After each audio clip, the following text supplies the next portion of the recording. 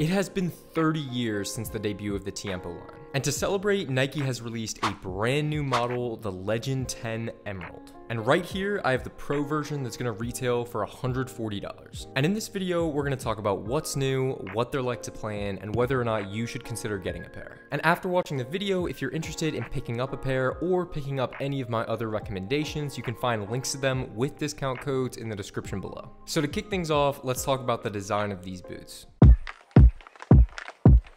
So this new Tiempo Emerald model is still under the Legend 10 name, so it would make sense that there's not going to be a whole lot of changes between this and the model that we saw get released last year. But there is one key difference that you are going to notice as soon as you look at these boots, and that's going to be the upper. Because while still being called Fly Touch Pro, the new Emerald variation is going to have a new patterning and a slightly different texture to it. Instead of the really simple semicircle pattern that you saw on last year's model, you're going to have this pretty intricate diamond cross-hatching pattern that I really like. It almost reminds me of a pattern that was released on the Tiempo Legend 4 series several years back. And in addition to having this new pattern, this upper also feels just a little bit more sticky to me compared to the version that we saw last year. Now, unfortunately, for those of you who appreciate leather football boots, the Legend 10 Emerald is still going to have a full synthetic upper. Now, this is kind of a bummer for me because I am a huge fan of leather football boots. Usually the boots I play in the most tend to be made out of leather, and so I was a little bit sad when I saw last year that Nike were going to take a different direction with the Tiempo series. But I do want to give them a little bit of credit where credit is due, because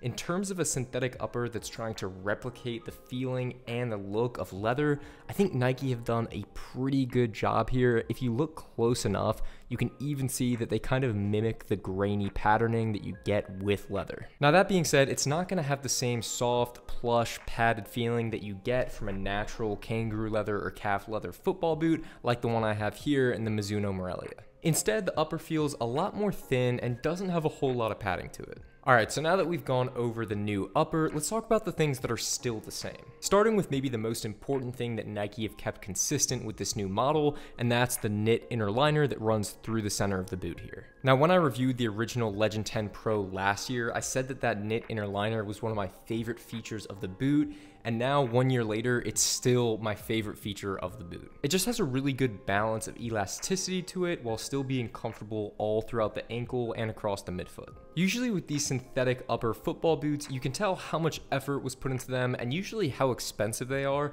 by the quality of the knit material that you get towards the tongue here. And thankfully with the Pro version here, the knit inner liner that you're getting is virtually identical to the liner that you get on the $220 Elite version. Then towards the back of the boot, you are going to have a relatively soft padded heel liner as well. And then, as is consistent with most Nike models, you're going to have a pretty simple removable insole. Now, it's no surprise looking underneath the boot that Nike is going with a pretty much identical sole plate to what we've seen in recent years with the Tiempo series. With this layout, you're going to see a mix of conical studs and bladed studs, featuring mostly conical studs throughout the forefoot here, with two slightly sharper bladed studs at the top of the toe box, and then in the heel, you're going to have these 4 bladed studs. As you would expect, it's a pretty balanced sole plate, so it's not quite as aggressive as the stud configurations that you're going to get on things like the Phantom GX2 or the Vapor 15.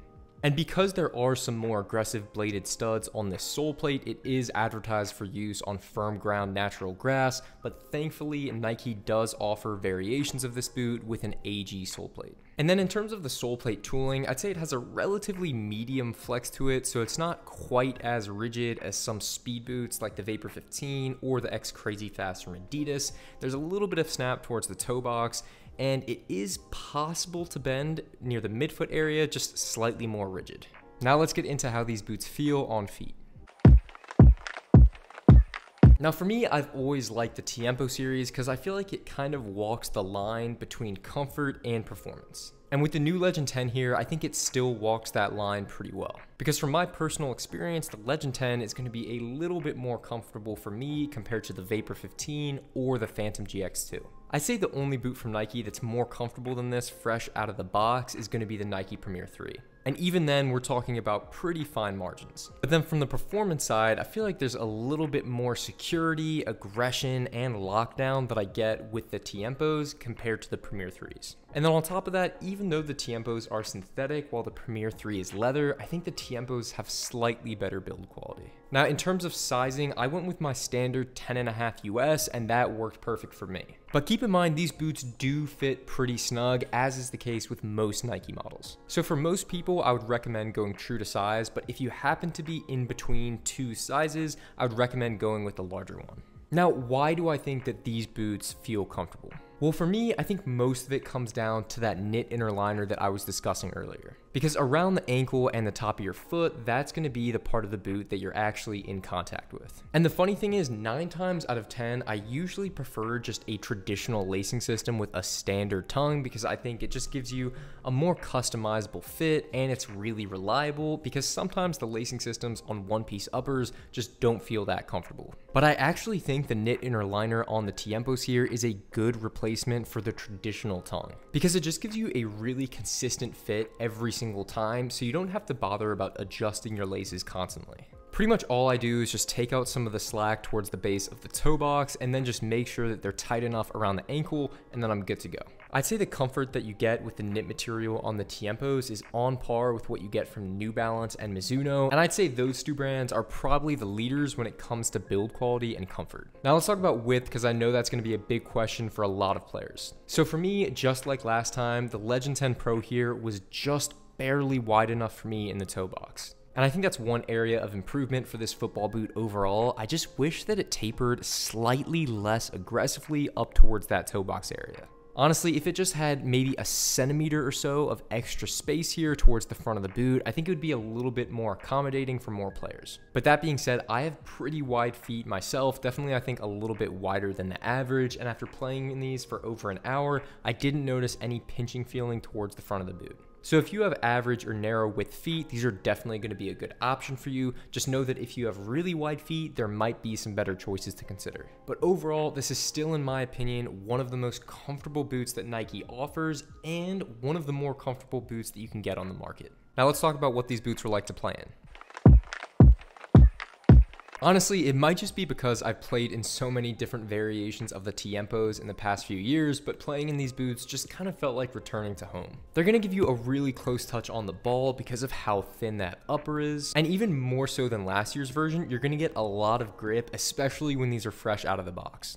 So in terms of dribbling, it's going to take a second to get used to just because it has kind of that sticky feeling, but you adapt to it within a few minutes. Now the lockdown that you're going to get with the combination of that lacing system and the elasticated knit inner liner is going to be really strong. So there's definitely not going to be any slipping in the ankle area or with your heel at the back of the boot. And it's actually funny, with the Tiempo Legend 9 about 2 or 3 years ago, I did actually have some issues with break-in towards the heel area, and I got a couple blisters here and there, but with the Legend 10, I haven't had that problem. Now, in terms of traction, I played with these on artificial grass, which I know they aren't necessarily intended for with the FG sole plate, but I personally felt comfortable with these. And that's because the majority of time when you're changing directions or getting ready to break into a sprint, the part of the sole plate that's going to be making contact with the surface is going to be these conical studs near the forefoot. And I do on occasion play on firm ground natural grass, so that's why for me it can be useful to have an FG sole plate. But if you're someone who exclusively plays on artificial grass, I would recommend that you check out the AG variation of the Tiempos, because Nike is one of the brands that actually puts some effort into creating their AG sole plate, so I'd say if it's available for you, you should definitely check it out.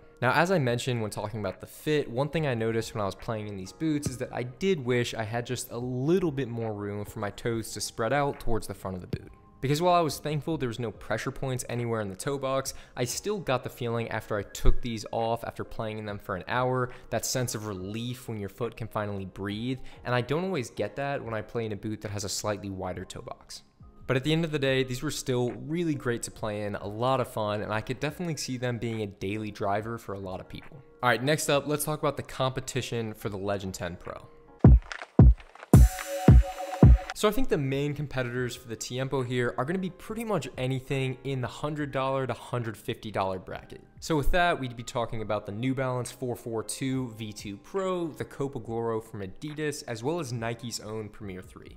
Now, if you're a player that has really wide feet, I definitely think it could be worth checking out some of those competitors, especially the New Balance 442 or any other New Balance model for that matter. They're just gonna have a slightly wider sole plate and more overall volume in that toe box. And then for players that are okay with Nike, but they want something that has a slightly more traditional, relaxed fit and real leather, I would still recommend going with the Premier 3. But even though the Tiempo Legend 10 here is not leather, I still think it has really impressive build quality for the price, and I actually think that the build quality of the Legend 10 here is going to be a little bit better than all of the other boots that I just mentioned. Because to get up to really quality leather boots, you'd be looking at spending at least $160 to $170 on something like the Mizuno Morelia 2 Elite here. Now, I think the Tiempo Legend series has always kind of been competing against the Copa series from Adidas because they were always just two traditional leather football boots. But now Adidas's Copa Pure is still being made with calf leather while the Tiempo is full synthetic. So that made a lot of people think that the Copa was just automatically going to be a better boot,